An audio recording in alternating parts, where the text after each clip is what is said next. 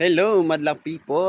Maligayang pagbati po ng pag-ibig at kapayapaan po mga kapatid. Salamat sa Diyos sa mga pagkakataong ito na tayo po ay magkikita-kita po muli. Salamat sa Diyos no, nung nakaraang Friday po ay mas baptism po. So ngayon, Monday na po ngayon ay March 16 po ay reopening na naman po ng ating mas indoctrination. Kaya inaanyayaan kita na makinig po ng doktrina o aral ng ating Panginoong Hesus Kristo. Salamat po sa Diyos.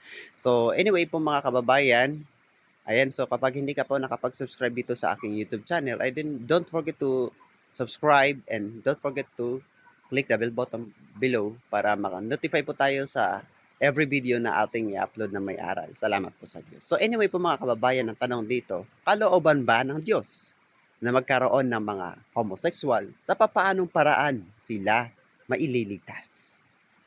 Tara, tunghayan natin. Po, kapatid Daniel, salamat po sa Panginoon.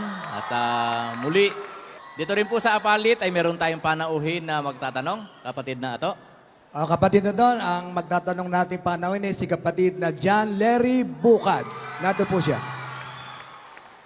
Brother Eli, ako nga po pala si Brad John Larry. Isa po akong Katoliko.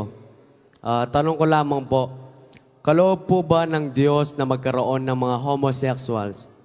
At sa papaanong paraan po sila maliligtas? Yun lamang po. Dapat mong maintindihan, ang lahat ng bagay na ginawa ng Diyos ay nagpapakilala ang Diyos na meron siyang versatility in creation. Basahin natin ang 9:1 ng Juan. At sa pagdaraan niya ay nakita niya ang isang lalaking bulag mula sa kanyang kapanganakan.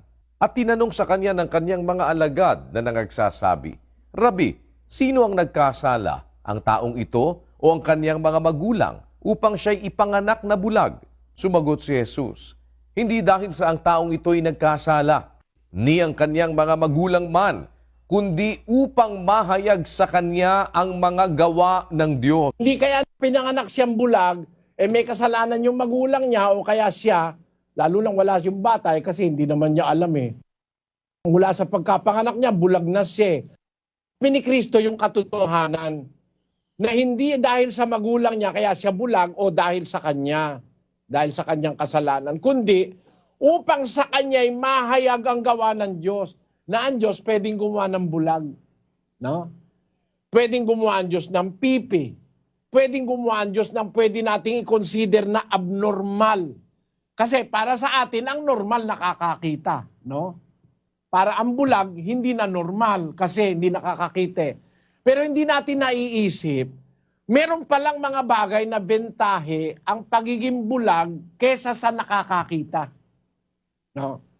Hindi naman lahat ng bulag kawawa eh. At kung tandaan mo si Stevie Wonder, di ba bulag yun Sabi niya sa interview sa kanya, ano ba ang pagkakilala mo sa buhay? Ako kung tumingin ako sa buhay, hindi kagaya ng pagtingin ng mga taong may paningin. Ako, iba ang pagtingin ko. Para sa akin, mas na-appreciate ko yung bagay-bagay. Sabi ni Stevie Wonder.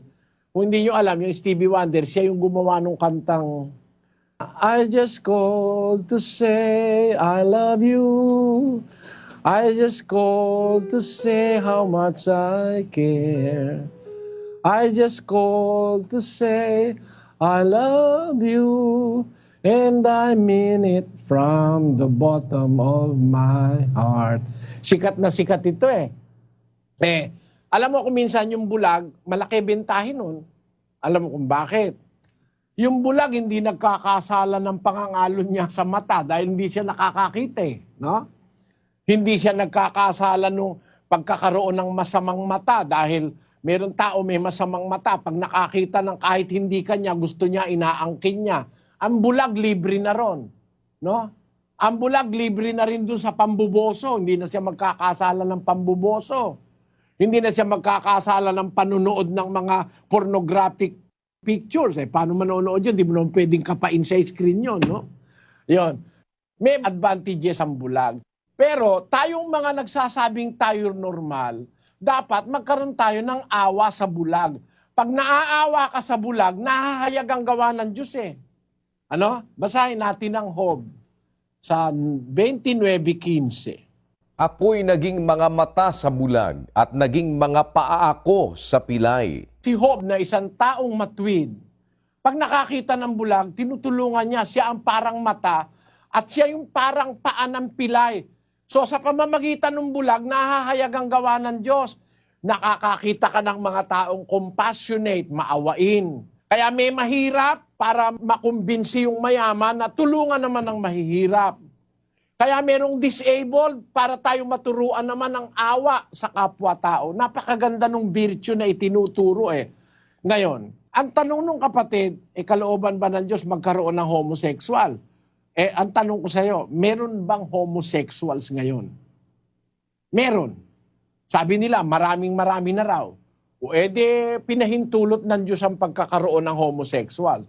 Pero hindi naman tayo kagaya ng ibang relihiyon na pag homosexual ka, papunta ka na sa impyerno. Hindi.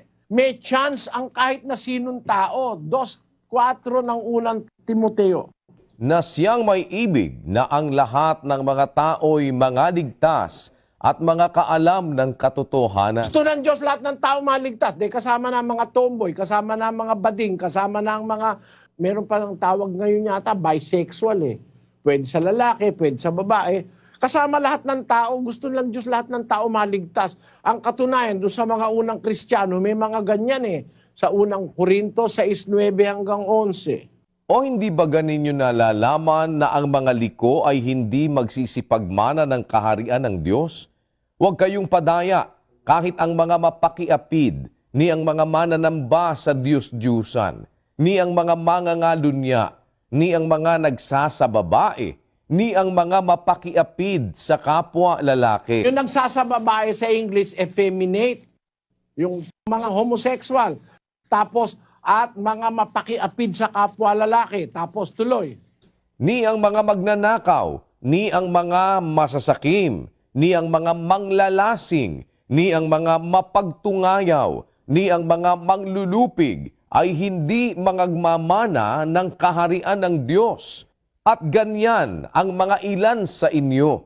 Ngunit nangahugasan na kayo, ngunit binanal na kayo, ngunit inaring ganap na kayo sa pangalan ng Panginoong Hesukristo at sa Espiritu ng ating Diyos. Ayun, maliwanag. Ganyan ang ilan sa inyo. Meron sa Korinto, magnanakaw. Meron sa Korinto, nagsasababae. Meron sa Korinto, nakikiapid sa kapwa lalaki. Meron sa Korinto, magnanakaw, manlalasing. Ganyan ang ilan sa inyo. Pero binanal na kayo, inaring ganap na kayo. Nang sumampalataya sila, binigyan sila ng Diyos ng chance sa kaligtasan. Kaya doon sa tanong mo kapatid, walang problema kahit ano pa itsura ng tao, kahit ano pa kalagayan mo, basta sumampalataya ka kay Kristo, makapangyarihan ng Diyos para ikaw ay maligtas.